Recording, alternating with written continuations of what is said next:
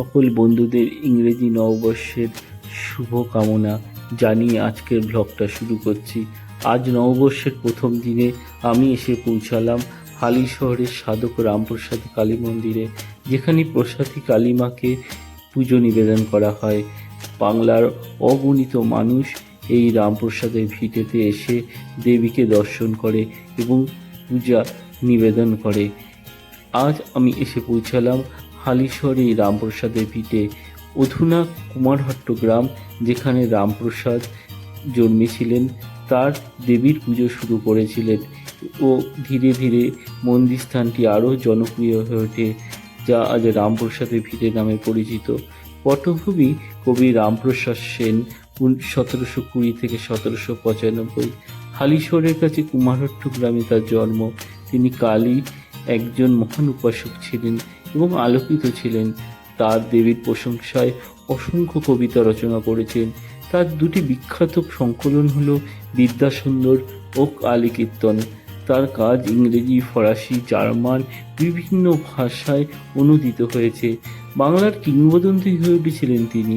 হালিশহরের যেই জায়গাটি তিনি আলোকিত হয়েছিলেন সেটি বর্তমানে রামপ্রসাদের ভিটের নামে পরিচিত। পরিবারের রামকৃষ্ণ রায়চৌধুরী, কামদেব ব্রহ্মচারীর মতো তার পূর্বপুরুষদের কাছ থেকে আধ্যাত্মিক প্রভাব পেয়েছিলেন এবং তিনিও কালী দেবীর পুজো করতেন। তিনি পঞ্চবটী সৃষ্টি করে নিজেকে ধ্যানে নিয়োজিত করেছিলেন। তিনি তার সময়ের প্রসিদ্ধ আধ্যাত্মিক ব্যক্তিদের একজন হয়ে ওঠেন এবং বাংলার জনগণের দ্বারা অনেক সম্মানিত হন। তিনি যেখানে পুজো করতেন সেই স্থানটি রামকৃষ্ণ ধাম নামে পরিচিতি লাভ করে।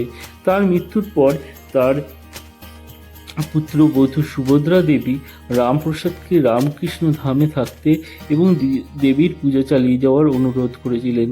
তিনি রামপ্রসাদের অনুকূলে জমিও দান করেছিলেন।